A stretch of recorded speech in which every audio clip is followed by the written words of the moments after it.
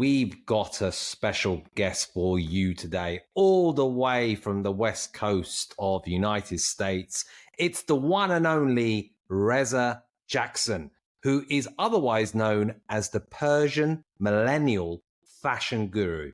And I will be taking some tips about fashion from you, even though I'm 46 and not 26. His motto in life is don't be afraid to be yourself. And you've got a huge following on Instagram, I think north of about 360,000 or so, and very engaging videos. So welcome to the podcast, Reza. Thank you for having me. What a wonderful intro. Who's this Reza Jackson? All we needed to have is one of those, that boxing guy who says, let's get ready to rumble, LA style. But it's fascinating how you do your videos and what you've done today, because I've watched quite a few of them, and they take a kind of comical fashion feel to it. Is that something you started from the off at the beginning when you started your Instagram, all your social medias, in terms of what you were going to do and the brand you were going to develop? Actually, no. And so maybe to give you a bit of a history or context into how it all started, I've been in LA for 2 years. Prior to this, I was in Toronto for about 7 years. And then I lived before that in Vancouver my whole life. And the second or so year I was in Toronto, I started just taking pictures of myself with outfits. This was before TikTok. This was before video. And I met some content creator at the pool of my building. And he said, look, man, like you should just grab a DSLR camera and take better photos. Look, I got all these brand deals with XYZ. So that's how the journey started. I got a cheap, like $200 Canon camera, started taking pictures. And I remember, this is probably like 8-9 years ago, I got like my first free watch at 5,000 followers. And that was like a pivotal moment. I was like, wow, like this is working. And it wasn't comedic. I would say I've always been a funny guy, but I would be funny in my stories or whatever. But like for the most part, my feed was like very aesthetic, fashion, outfit, lifestyle type shots. And it was like that all the way up to the pandemic. I would admit that the growth was pretty like not exponential growth. It was like 1,000 every 2 months. I remember at that point, it was a business and it still is a side hustle. I have a full-time job. We could talk about that too. But yeah, I think I was about 25,000 followers with like static imagery content. And then COVID hit. And when COVID hit, I was like, maybe I should give this TikTok thing a stab. Because I'm more of a animated person than just a photo. And so started testing with TikTok. 99% of what I would put out didn't really work. And to get to your question, it was really one of my friends suggested, like, why don't you try something Persian? Because you're Persian, makes sense, it's authentic. And I remember it was that first video that I did where I did different dances of like different Persian style, Bubble Academy, like different styles of Persian dancing. And that took off. And I was like, we're onto something.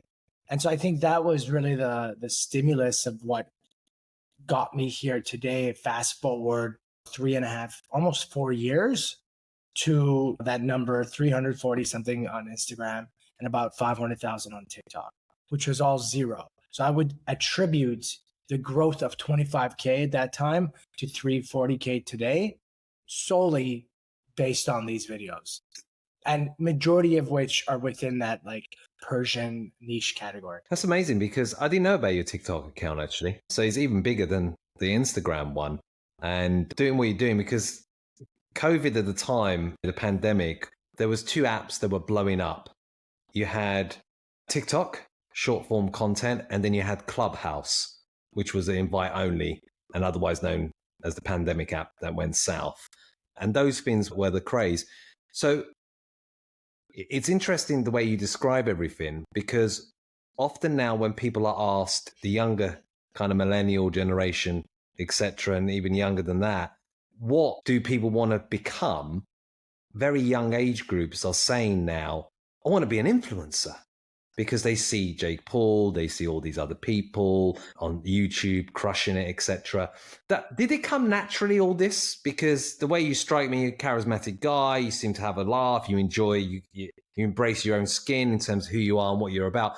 Did it all come quite naturally in front of the camera and doing these videos on Instagram, TikTok as a digital creator? Yeah, short answer, yes. I'm very comfortable, say, performing. I mean, I perform with my friends on a regular basis. So I think, yes, it was definitely natural and organic from that perspective. However, getting the videos to a place where, better angles, shorter intros, better script, etc., what topics and themes are going to land, that is all through a lengthy process of trial and error.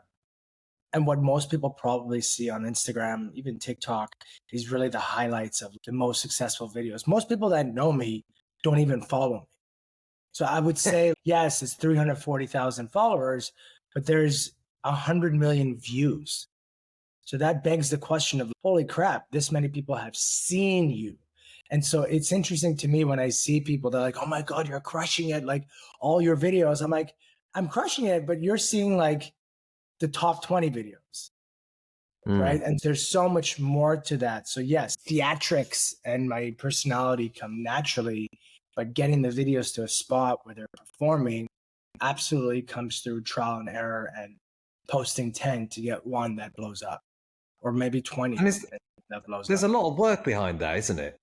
It's not as easy as what people think. You just rock up, look in front of the camera, and blah, blah, blah. Maybe sometimes it can happen instantaneously, but I can imagine there's like stop starts, do it again, etc. That people don't quite realize that there is work and effort and intentionality behind a digital creator and what you do. Absolutely. Especially, and with some of the content, you could tell.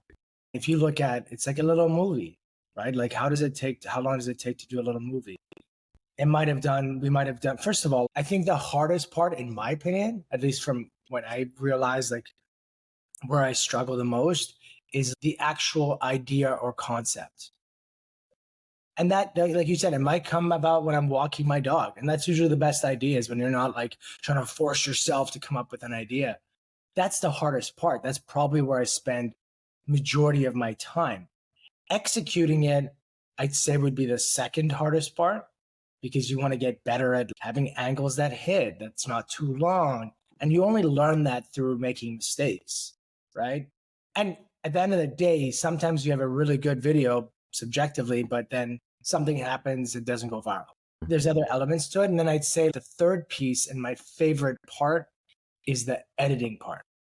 Because editing, you've checked off the idea, you checked off the creatives, and now you're just piecing it together. That's probably the most fruitful part of the experience. But yeah, think about those three buckets. That's a lot of work. They say the magic comes through the editing part. In even writing an article, whatever, is the actual editing part that really brings something together that you think, boom. You mentioned earlier, just at the beginning of the podcast, that you do this as a side hustle, but you also have a full-time occupation. Is it linked, or is it completely Iranian and you are actually a secret closet dentist, doctor, lawyer, engineer? Every Iranian's dream come true as a parent. No, I'm not a dentist, lawyer, or engineer. I work for a company called #Paid. They are, in its simplest way to say, an influencer marketing agency working with some of the larger brands. Let's say Amazon, for example, could be a potential client, Taco Bell. So we're talking about big sort of enterprise level brands. And my job, my official title is client partner, but it's essentially sales. How do I go out and market and basically get the business from these bigger brands that are running influencer marketing campaigns? And how do we advise them on what they should do with their $1 million spend, what spaces they should be in, what creators they should choose, and we manage the whole thing. But my portion of that entire process is essentially the selling, sourcing the clients, getting into the organization, getting contracts signed. So that's what so it is connected, because I'm talking about influencer marketing pretty much 24/7. And it's beautiful because I'm able to introduce myself very organically. It's not like I put on. I think your dog agrees as well. Yeah, she's just guarded. She thinks she's Idea for a content piece, freestyle it. So it is interlinked. Did it actually teach you in terms of strategy of what you're gonna want to do with this? What's the dream to what you're doing? Is it just a side hustle where it's fun only and you're just embracing it and whatever it will be, or is there a dream behind what you're doing in terms of doing this or the digital creator stuff? Good question. Something that I've been battling to answer with my therapist. Joking, not joking, but I wouldn't say I have a clear crystal vision of what that 5 years from today looks like. What I can say that what I'm very honed in on and laser focused on is getting better and better at creating content that's going to land and that people are going to enjoy. And out of that, I suspect the output will be a growth in number of followers, which in turn will have a growth in revenue coming in. And I think the ideal state, yes, is to be creating.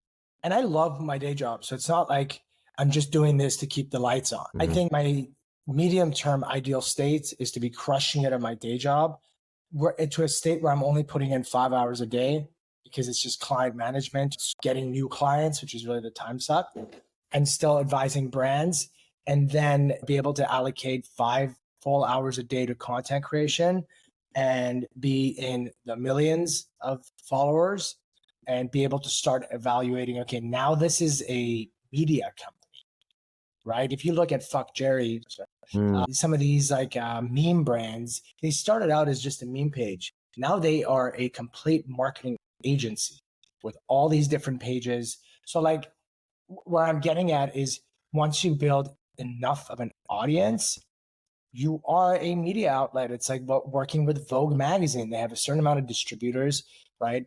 And so you become a brand. And when you become a brand, then you're able to do so many things. One way of monetization is brand deals. But another way, when you're in the 10, 20 million mark, is, okay, I'm well known for my fashion, for example. Let's think about starting a line, right? Perhaps let's think about having a consulting company to help brands, right? So there's a lot of, or having your own show, right? If you're that much of a personality, maybe Netflix picks you up. So there's a lot that can come out of this. My goal, honestly, and it's something that I think makes it easier to wake up and be motivated towards, is just how can I get better than I was yesterday? That's the dream. How can I continue with that mindset until, knock on wood, we die? Yeah, you're in that building phase, and you build those numbers, opportunities will come to you, in my view, because people will think, I want a part of that. I want a part of that action. At the beginning, were you always mindful of doing that Persian niche in terms of differentiator? There's so many kind of people out there creating content all over the place on these platforms. Was that kind of very intentional from the outset because of your background and everything else being Iranian? It became intentional once we had that, and I say we, because I feel like a lot of my friends helped me with ideas. So it's more of it's not just me, but that moment happened of, okay, this is the niche with that first video. So that first video was a big signal, the dancing one, that like, okay, hey, we're onto something. And this is something that's sustainable because I'm Persian and I have so many real life experiences with my parents like happening on live, like basis that I can draw from and continually. And then along the way, I realized that, hey, there's a deeper message here, right? White people don't know a lot about Persians. The world might think they're so different, but look, we're so similar. So when you look at a lot of the videos, you look at the comments, oh my God, my Italian mom's that too. Oh, Greeks are like this too. Saudis are like this too. So I find it's interesting that it's become that, and it's helping, in my opinion, in a broader scheme of things, bring people together. However, I will say this is a very recent decision that I'm stepping away from the Persian niche for a variety of reasons, if you'd like me to explore. Yeah, do tell. So one, I think I've capped it, right? Like how many, right? Like how many followers you're going to have from being within a Persian niche, right? Like there's a limit. However, the benefit is that the Persian niche isn't like 100% from Tehran. These are Iranian Americans, Iranian Germans, Iranian Canadians, right? So there's this culture mix. And I'd say the bulk of that from an age perspective is that millennial demographic. And I'm a millennial, right? So it makes sense. So I'm making a pivot and I will never lose that Persian part of it. You'll see it throughout the content. Here and there, I'll make very specific Persian pieces. But I want to get more into the millennial category for two key reasons. One, it's broader. There's so many millennials in the world right now. And I could relate to that because I'm a millennial. And subcategory is like millennials, second generation immigrants, not just Persians, anyone who's a second generation immigrant. So there's a lot of synergies there.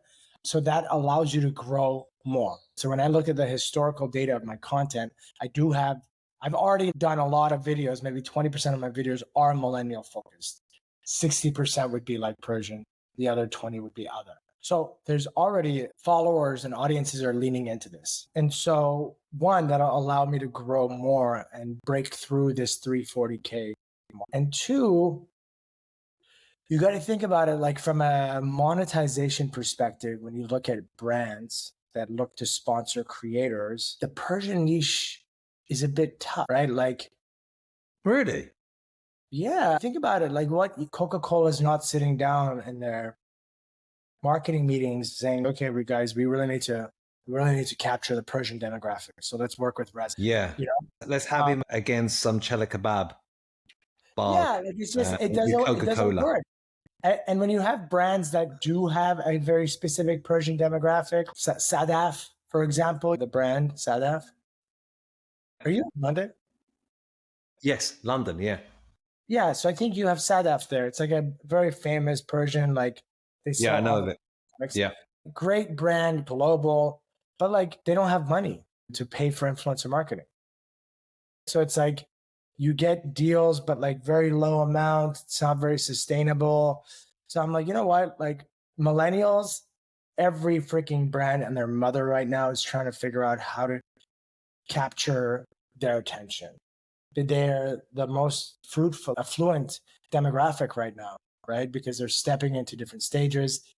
They're becoming parents, and it's still very relevant. It's super smart because advertisers always want to capture the youth. That's an absolute given. And the fact that you also had that fashion element to what you're doing.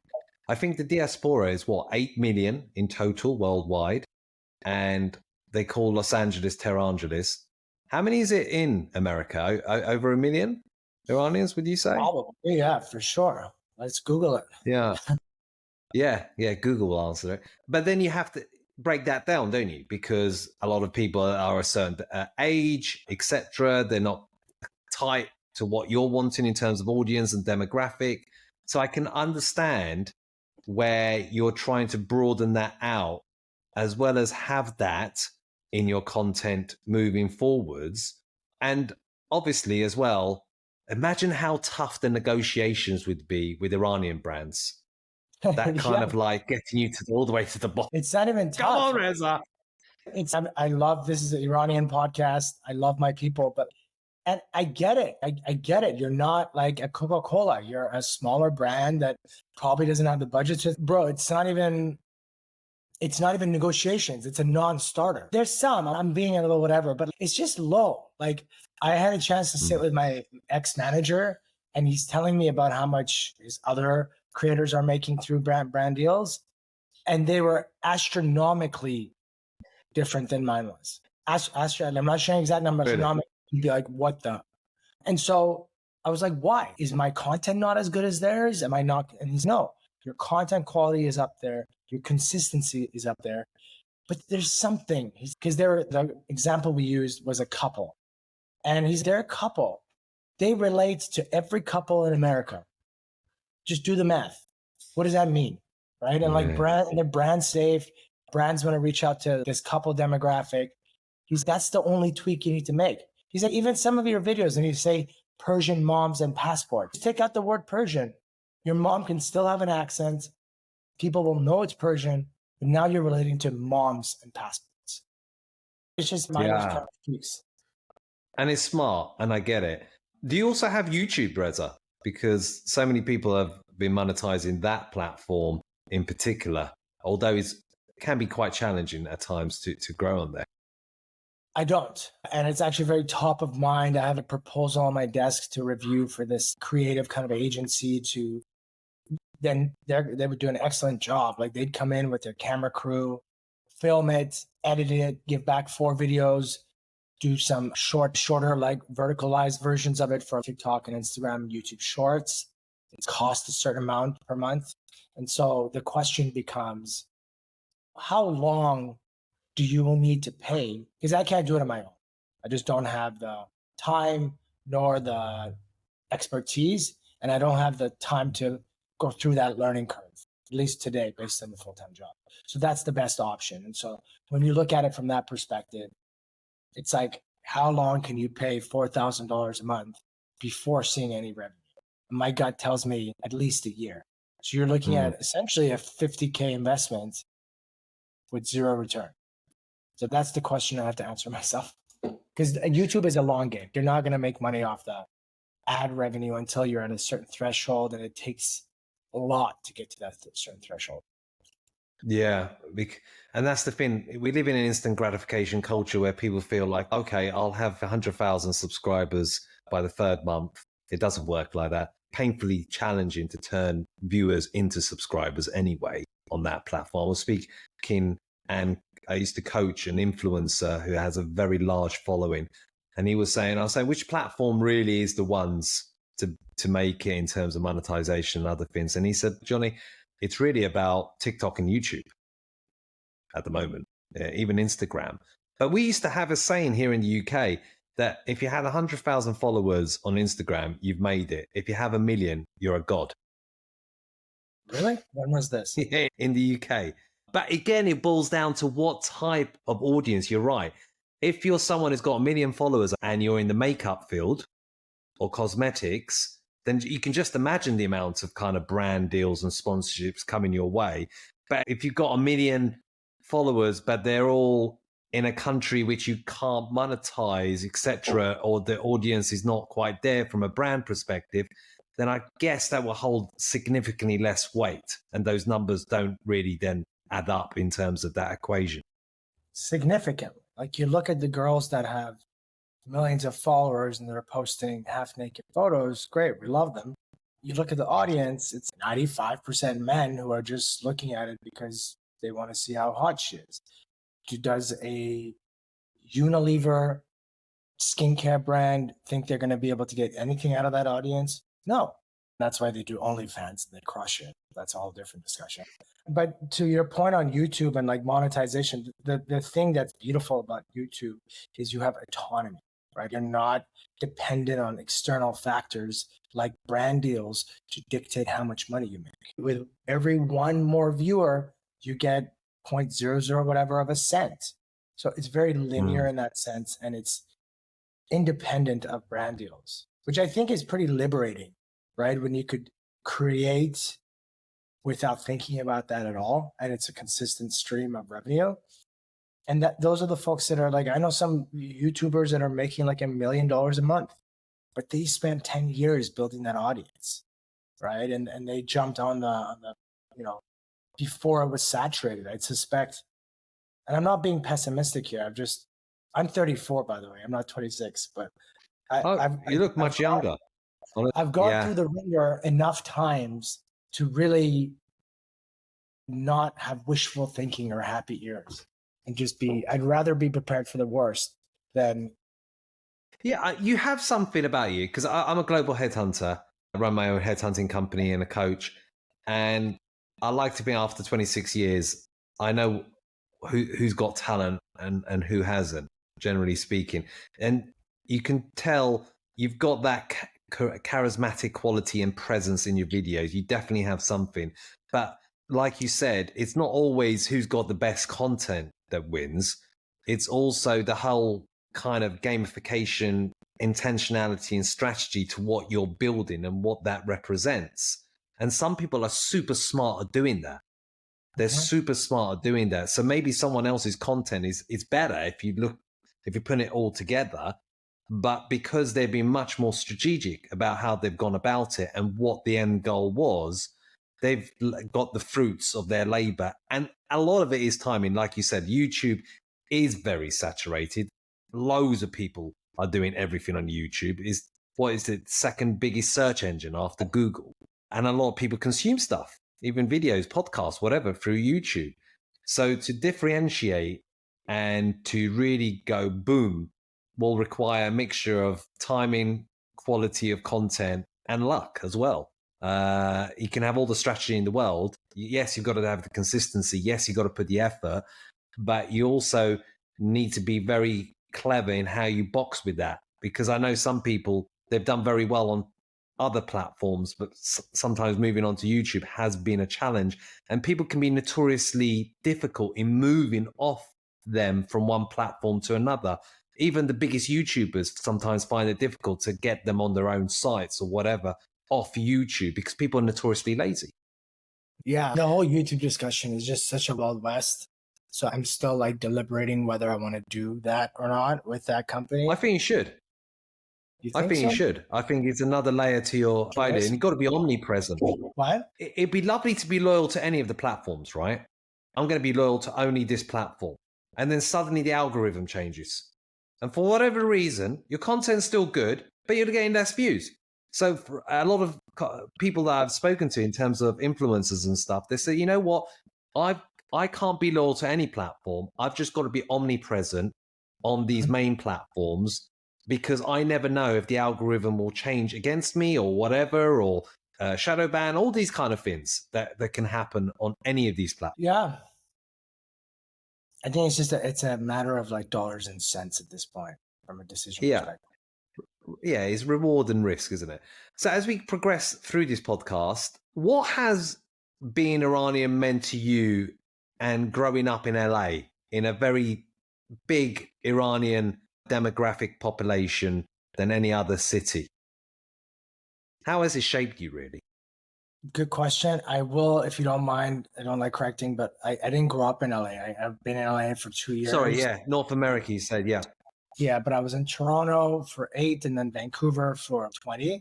However, all three of these places are very well known for having a lot of Iranians. Toronto, maybe you've heard that, it's like Toronto. I haven't heard of that one. That's a new one. It's an interesting trajectory in terms of like how much the culture played a role.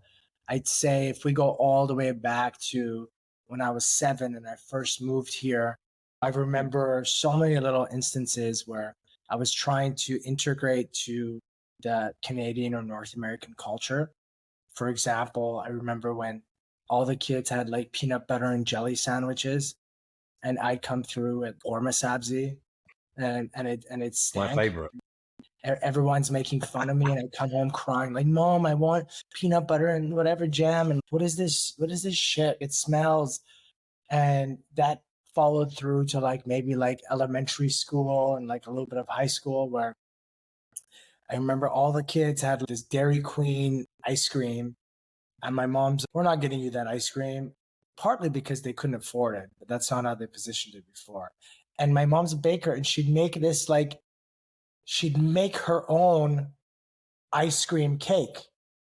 In retrospect, that thing is worth way more than this Dairy Queen ice cream, whatever. Yeah. But I remember like getting, and I was sad because the ice cream's melting. I'm like, Mom, this isn't the same thing as the Dairy Queen. And like all the kids are like, what? Imagine a Persian mom making an ice cream, trying to make it look like super professional, but in her own little handwriting, ice cream is melting. Fast forward to, and high school was pretty much all, I was the token Persian guy.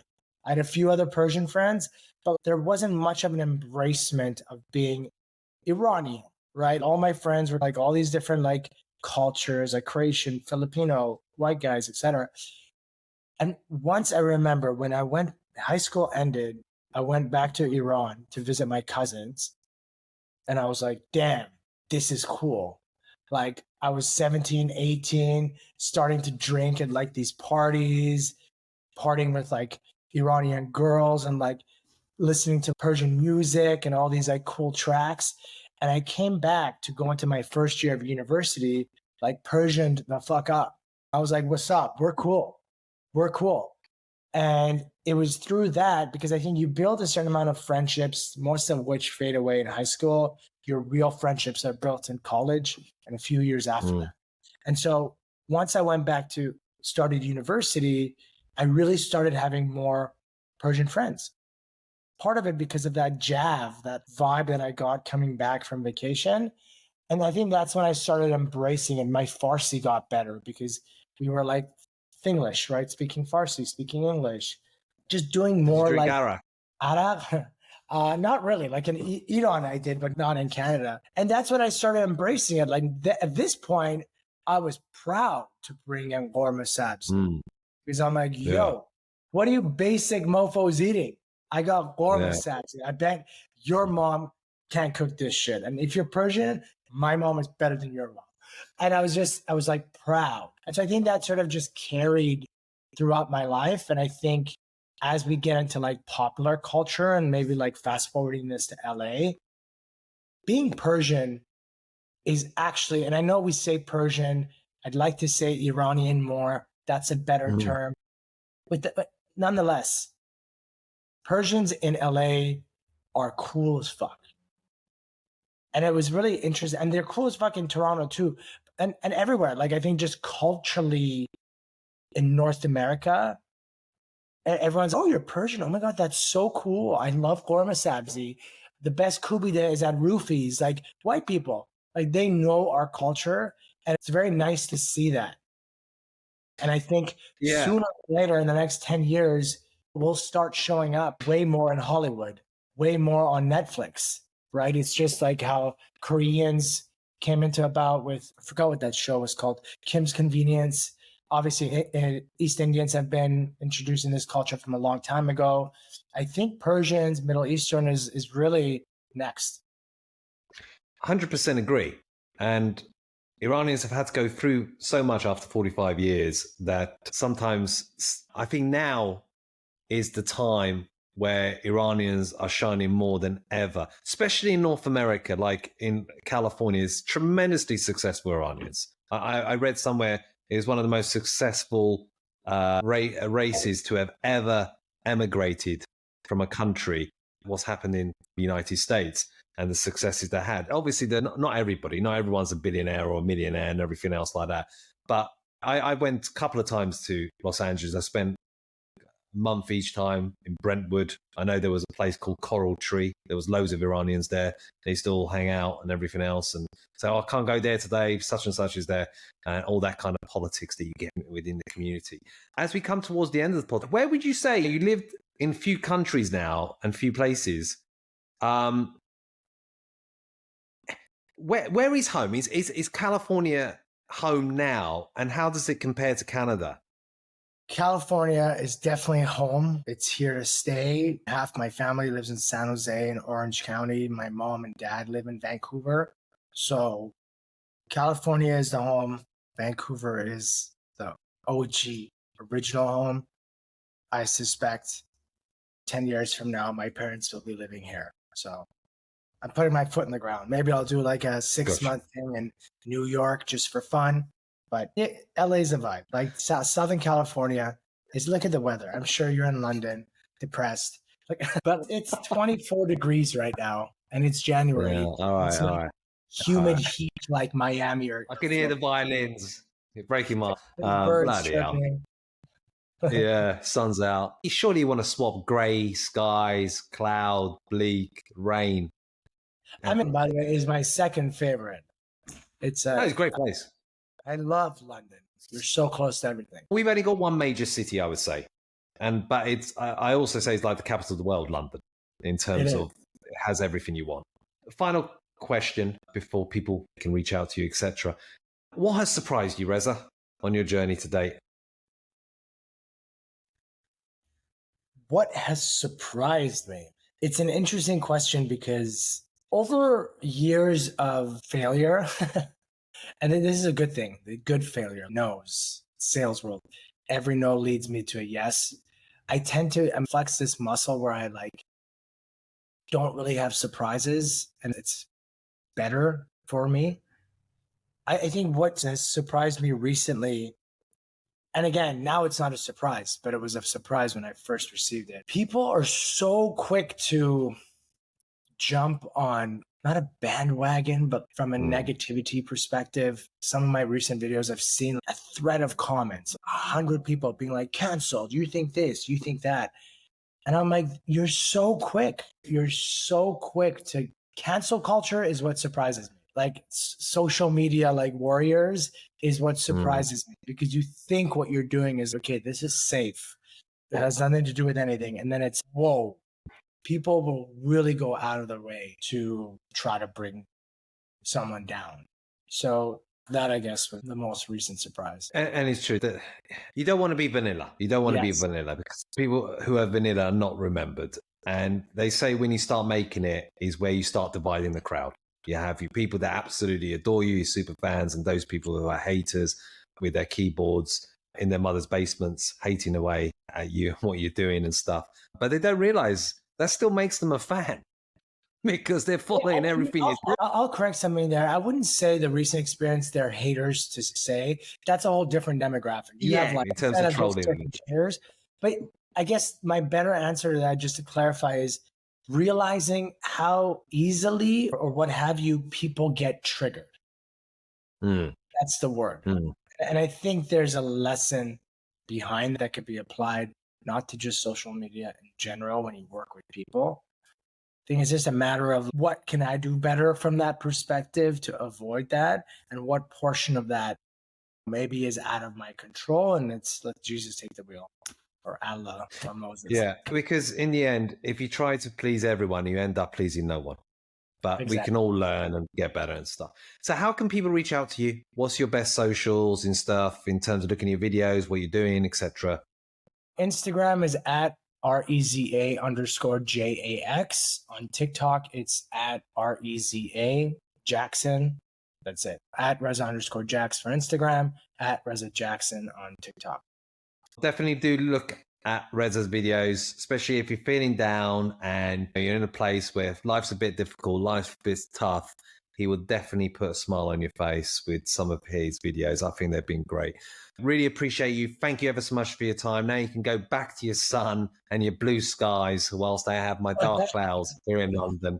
And yeah, it's been a pleasure. Thank you, Reza. Thank you so much, Johnny.